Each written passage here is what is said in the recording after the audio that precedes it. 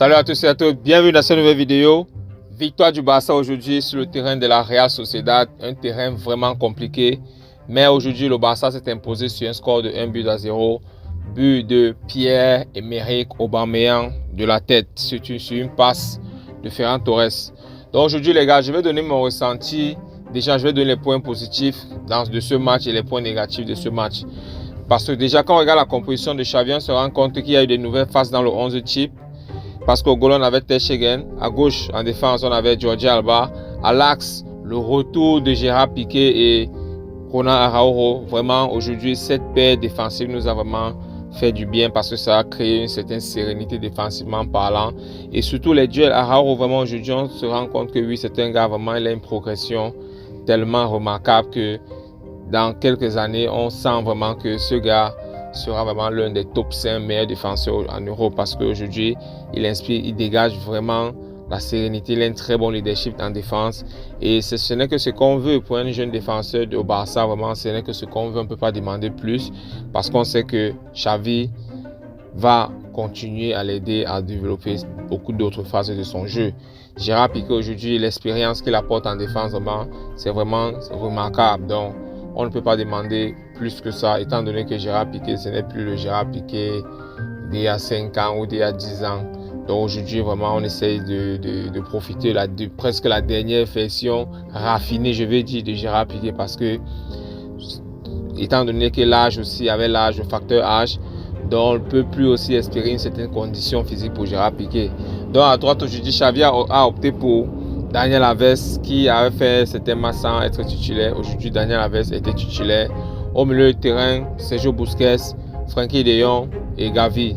En attaque, on a vu le retour aujourd'hui d'Aubameyang. À gauche, Ferran Torres a maintenu sa place. À droite, Dembélé également. La Real Sociedad d'aujourd'hui a très bien commencé son match. Ils sont venus chercher le Barça. Ils ont essayé de vouloir profiter du fait que le Barça est un peu fragile mentalement, surtout que ces derniers moments avec les défaites, notamment face à l'élimination face à Francfort au Nou Camp. Ça a beaucoup affecté les joueurs parce que déjà les fans de Francfort étaient trop nombreux au stade, plus de 30 000 spectateurs. C'est vraiment incompréhensible jusqu'aujourd'hui. Le Barça attend vraiment les explications pour savoir ce qui s'est passé ce jour.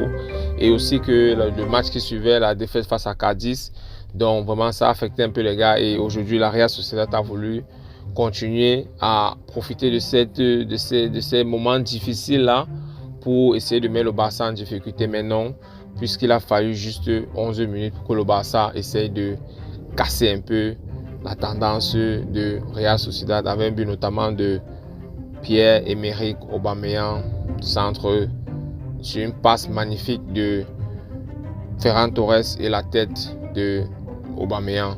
Ce qui est plus intéressant dans ce but vraiment, c'est que déjà il y a une action, il y a un centre qui vient, Dembélé récupère le ballon, il est vraiment face au goal. Vraiment, moi je savais que Dembélé, pied gauche, pied droit, je ne m'inquiète pas. Mais Dembélé a manqué de finition. Heureusement que le ballon n'est pas sorti. Le ballon, Dembélé avait vraiment battu le gardien, même pour être honnête. Mais le ballon n'est pas entré. Le ballon a tapé le poteau et c'est revenu dans la surface. Ce qui est donc intéressant à ce moment-là, c'est la réaction de Gavi. Parce qu'au moment-là, tous les défenseurs sont en train d'aller vers le ballon. Mais l'activité que Gavi a mis, l'intensité, la rapidité avec laquelle il s'est précipité vers le ballon, il a occupé le ballon, il a pris l'information. Très bon appel de Ferran Torres qui occupait le ballon de la poitrine. Étant donné que tous ces derniers moments, il n'est pas en confiance, il ne marque pas vraiment et tout, il pouvait se dire, bon, je vais tenter ma chance moi-même et je vais marquer un but pour essayer de libérer la petite pression que le Barça est en train d'avoir sur ce début de match. Mais non, qu'est-ce qu'il fait? Il fait une passe à Aubameyang qui était mieux placé que lui. Aubameyang n'avait qu'à poser la tête. Le Barça mène 1-0 et le Barça a pris confiance. Le Barça a commencé à essayer de maintenir, essayer de jouer le match, essayer de poser le ballon, essayer de vouloir créer des dangers à la Real Sociedad. Donc à la mi-temps, le Barça est parti en mi-temps avec un score de 1-0. Retour de la mi-temps, la Real Sociedad a repris les choses en main.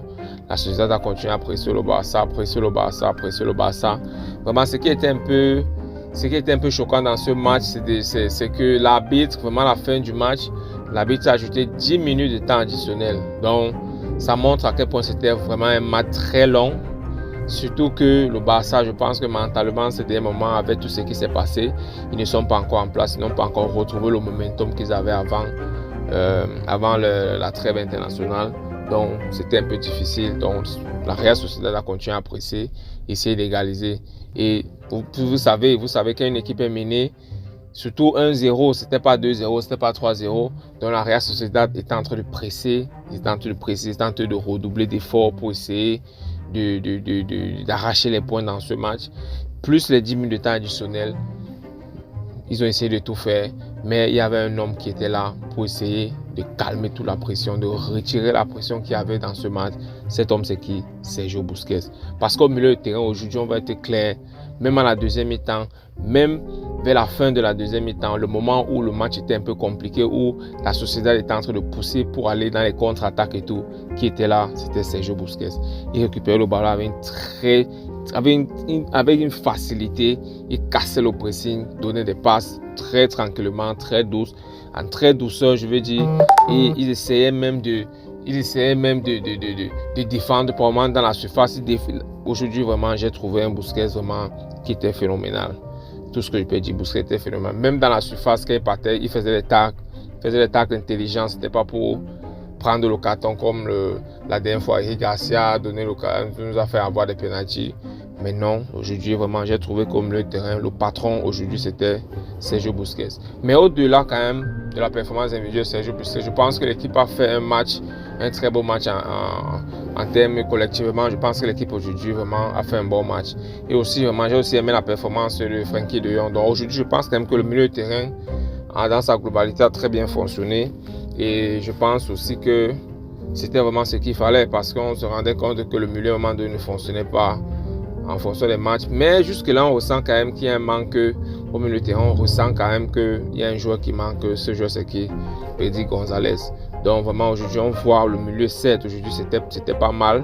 On a vu un collectif quand même qui a essayé de produire un jeu. Mais pour être honnête, aujourd'hui, la performance du Barça, si on regarde les 90 minutes, vraiment, c'était vraiment insuffisant. Je pense qu'aujourd'hui, la Real Sociedad a mieux joué en termes de performance que le Barça. Mais aujourd'hui, le Barça a bien défendu les dernières minutes. Bon, les points négatifs de ce match, vraiment, je pense que déjà, on a la blessure. On a 4 blessures, notamment la blessure de Ronald Araujo, qui revenait déjà de blessure, donc qui revenait d'une suspension. Bon, c'est vrai qu'après, hormis la suspension, il était blessé, donc pratiquement, c'était aussi une blessure. Gérard Piqué également, qui revient d'une blessure. On a aussi la sortie de Jordi Alba sur blessure. On a aussi la sortie de Daniel Alves sur blessure. Donc aujourd'hui, vraiment, toute notre défense est sortie sur blessure. Vraiment, aujourd'hui, Xavi, il essaie d'ajuster comme il a pu. Nous savons tous qu'actuellement au Barça, la seule option en termes de latéral gauche, c'est Jordi Alba. Donc quand il a sorti Jordi Alba, il fallait qu'il essaie de retrouver un moyen pour essayer de colmater tactiquement pour que le Barça rentre au Nou Camp avec les 3 points. Et c'est ce qui a été fait. Donc aujourd'hui, vraiment, je pense qu'on va essayer un peu d'être indulgent avec Xavi par rapport à la performance, surtout que les joueurs, on a eu énormément de blessures aujourd'hui. Mais ce qu'on peut espérer, c'est que ce ne soit pas des blessures graves. Et puis que bon, Xavi continue à développer, mais dans le sens de la performance aussi, parce qu'aujourd'hui, la performance, comme j'ai dit, n'était pas vraiment au rendez-vous. Donc les gars, vraiment, moi j'aimerais que vous me dites en commentaire qui pour vous a été l'homme du match. Quels sont les points positifs de ce match selon vous et quels sont les points négatifs selon vous dans ce match, les gars. On va se retrouver dans une prochaine vidéo, les gars. Portez-vous bien. Visca Barça. Ciao, ciao.